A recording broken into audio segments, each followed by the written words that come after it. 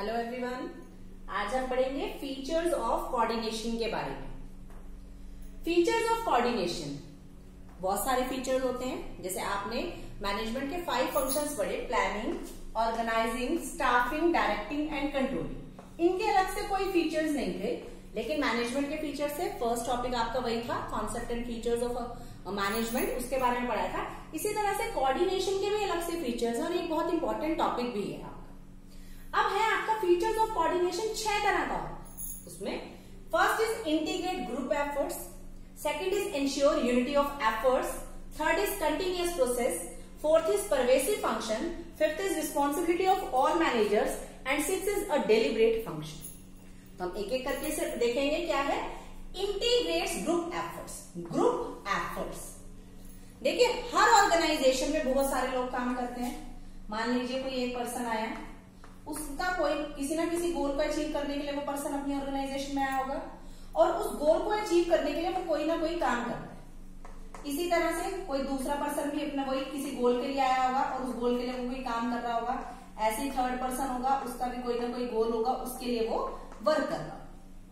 तो एक ऑर्गेनाइजेशन में ऐसे बहुत सारे लोग होते हैं। तो कोऑर्डिनेशन का काम क्या होता है? कोऑर्डिनेशन किस तरह से क्रिएट किया जाएगा?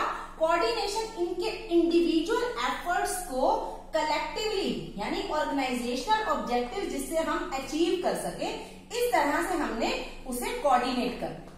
क्योंकि अलग अलग सब काम कर रहे हैं, लेकिन अगर हम चाहते हैं कि हमारे ऑर्गेनाइजेशनल ऑब्जेक्टिव अचीव हो जाए, तो उसके लिए हमें क्या करना पड़ेगा? इन सब के इंडिविजुअल एफर्ट्स को कलेक्टिवली एफर्ट्स में कन्वर्ट करना। Second is ensure unity of efforts. Same वही है, यूनिटी ऑफ एफर्ट्स। अगर हम चाहते हैं कि हमारी ऑर्गेनाइजेशन स्टेप अहेड में, एक स्टेप और आगे बढ़े, धीरे धीरे धीरे धीरे धीरे धीरे ग्रो करे, तो उसके लिए हमें क्या करना पड़ेगा? इंडिविजुअल एफर्ट्स को यूनिफाई करना पड़ेगा, उनको मिलाना पड़ेगा। तभी हम अपने ऑर्गेनाइजेशनल ऑब्जेक्टिव्स को अचीव कर सकते हैं और हमारी ऑर्गेनाइजेशन ग्रो कर सकती है। थर्ड इज कॉन्टिन्यूअस प्रोसेस, यानी जो कोऑर्डिनेशन है that is a continuous process, it is never ending process. जैसे एक सर्कल होता है, कभी खत्म नहीं होता, ऐसे ही कोऑर्डिनेशन भी कभी भी खत्म नहीं होता है, ये भी एक कंटिन्यूअस प्रोसेस होती है। Next is pervasive function. ये मैंने फीचर्स ऑफ मैनेजमेंट में भी बताया था आपको। परवेसिव, यूनिवर्सल, यानी यूनिवर्सली एप्लीकेबल होता है coordination.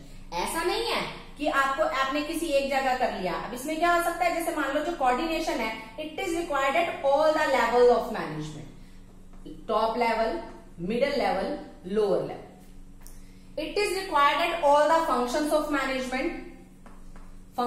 Management, planning, organizing, staffing, directing, controlling. यानी हर लेवल पर, हर फंक्शन पर, और किसी भी तरह की ऑर्गेनाइजेशन क्यों ना हो, उन सब में कोऑर्डिनेशन क्रिएट करना बहुत जरूरी होता है। It depends upon the nature and size of business. तो यानी हम क्या कहेंगे कि जो कोऑर्डिनेशन है that is pervasive function. It is applicable on all the level of management, all the functions of management and all type of organization. And the next point is responsibility of all the managers. बाकी सब चीजों की जिम्मेदारी किसकी होती है? Manager की होती है।